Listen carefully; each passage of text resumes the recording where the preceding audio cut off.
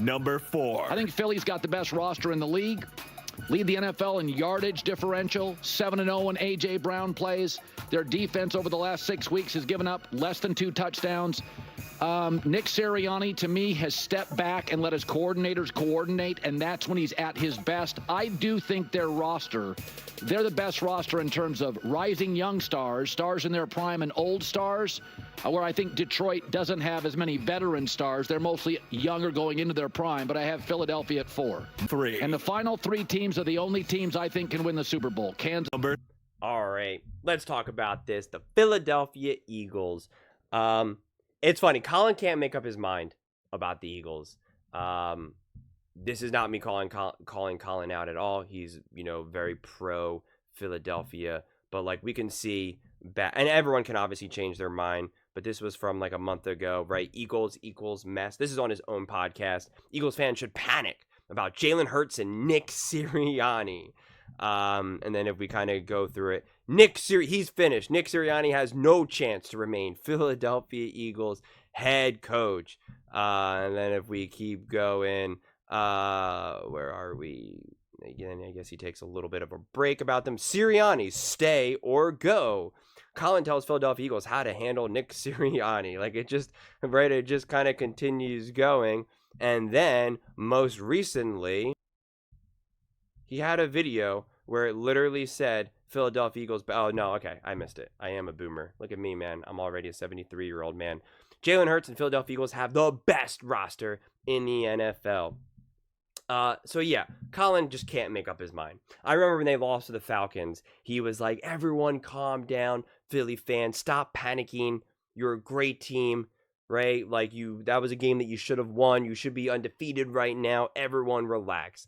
And then like a couple weeks later, he's like, oh my God, this is a tire fire. This is a disaster. Philadelphia Eagles. Oh my God, Jalen Hurts is not that good. They need A.J. Brown. Nick Sirianni's a mess.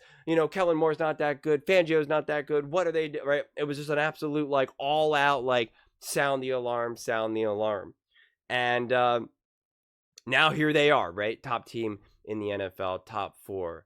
So they obviously have an unbelievable roster, a stacked roster, and they have this awesome balance between seasoned veterans, players in their prime, and these young guys that need to step up. And they're young on defense, which is so important because defensive players get banged up all the time, and young guys, they're able to bounce back from injuries so much quicker than older guys. And even their main prime offensive weapons, like these are guys who are going to be here. Like they're going to be in their true prime for another 2-3 plus years. So like this team is legit. This team is formidable. Obviously you have a couple older vets who are definitely hanging on, right? Like Graham and company who will definitely be, gone sooner rather than later. Not unlike Kelsey last year, but still able to make an impact. Still obviously leaders on that team. And still obviously play at a very high level. And so, yeah, man, this team has been around the block. They're very fortunate because they faced adversity now early on. Facing that adversity and surviving it and overcoming it and, dare I say, dominating it goes such a long way. It goes such a long way. Now, if they have a really tough loss in like week 15 or something like that, and I don't know who they're playing in week 15, so don't point out the game and be like, yeah, right. Like, it doesn't matter. But my point is, like, even if they have a really bad loss, a bad moment, whatever it is, Nick Sirianni gives himself a mohawk, like, the team will know how to handle it. They'll know what to do. They'll know not to, like, let it fester. Early on in the season, coming off of a rough end of last season, you have that doubt. Every other show is like, Nick Sirianni needs to be fired. Jalen Hurts is going to be Carson Wentz, as I forget who reported that. But right, like this whole idea that like they're going to move on from Hurts and this and that, and it's a disaster, and they need to hire Bill Belichick immediately, right? Like it was just like kind of like chaos going on, truly chaos. And they survived it. They're now leading the division. They're a top team in the NFL. And they're one loss difference between having the best record and the number 1 seed. So it's quite remarkable, truly quite remarkable, where they are right now. And that is who the Philadelphia Eagles are. They are an incredibly consistent team especially when they are healthy. Are they a perfect flawless team? Absolutely not. I don't know a single flawless team this year. This year, I understand the Lions definitely probably have the best argument for that, for the most dominant runaway team. But we've seen a couple tough losses, a tough loss from them, and just a couple tough games in general from the Lions. That then makes you think like, well, let's see if what will they do come time playoffs. And again, I'm a firm believer in the Lions. I'm not going to hide that at all. But my point that I'm really trying to make is like, it's definitely more intimidating when the Kansas City Chiefs are being dominant because we know that they've won Super Bowls. We know who they are. We know Mahomes, Reed, Spags, etc. When you have other teams that haven't proven to win, like the 49ers are a perfect example, where the 49ers in the regular season last year were very dominant. They were not dominant in the playoffs at all, right? I mean, they were fortunate to get away with that win against the Packers. They were fortunate to get away with that win against the Lions. And they had that game won against the Chiefs. They're the ones that blew it, man. They're the ones that muffed the punt, fumble. Like, they're the ones that blew it. Taking the ball first on overtime for some bizarre reason. So that's why, unless you're truly proven, it's hard to really have that faith in them. But the Eagles, we did see them in 22 not only dominate teams, but then ball out in the playoffs and ball out in the Super Bowl. Obviously, they lost, but they stepped up.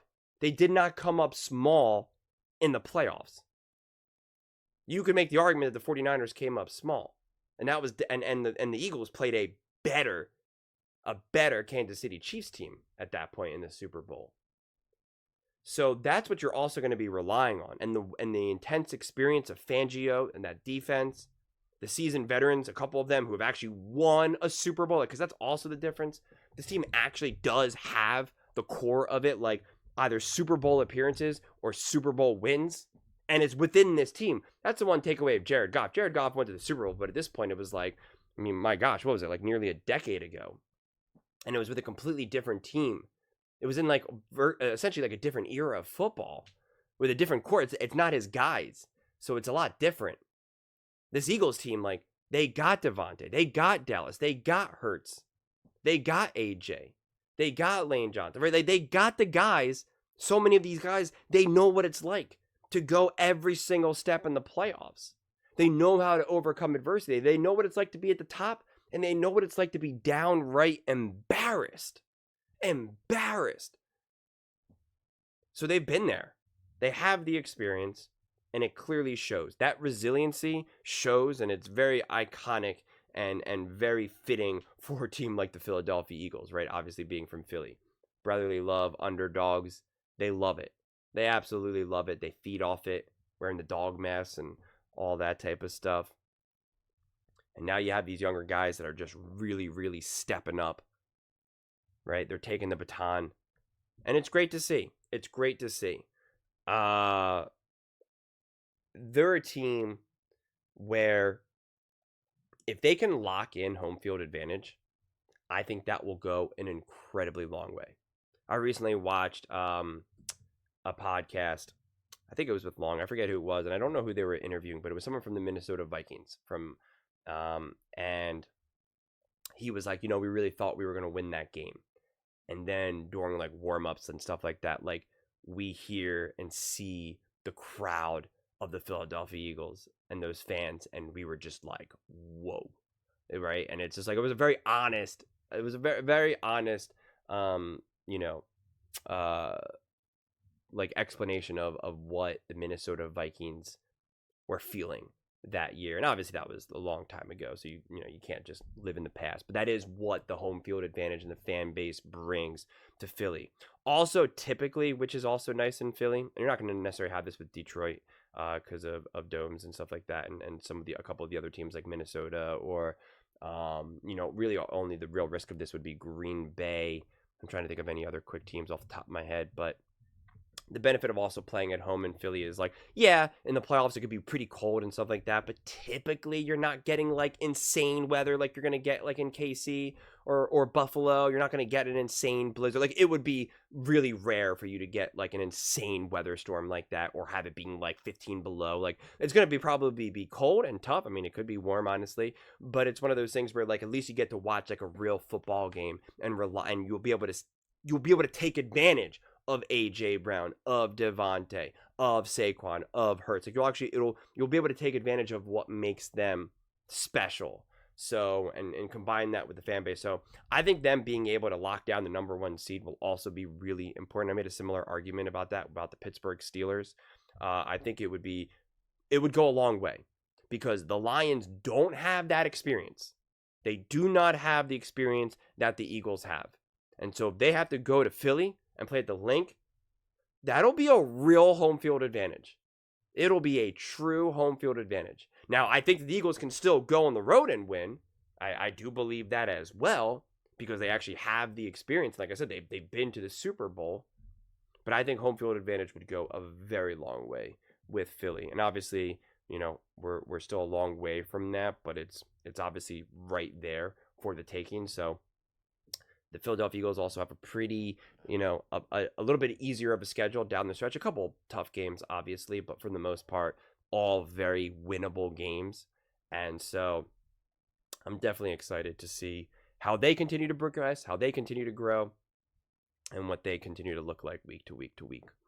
But those are just my thoughts. I'd absolutely love to hear yours.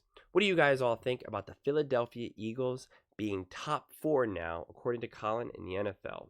Let me know in the comments below. I read every single comment, so whether you agree with me or disagree with me, either way, let's get in some discussions. Let's get in some fights, but ultimately, let's just have some fun. And please do consider subscribing. We are building an amazing community here, and I'd absolutely love to see you part of it. I want to build something that we all genuinely feel connected to, something that we're really excited to be part of. I think we're well on our way to doing it. And please don't forget to give this video a thumbs up, as it really does help with the visibility and the algorithm. Thank you so much. See you next time.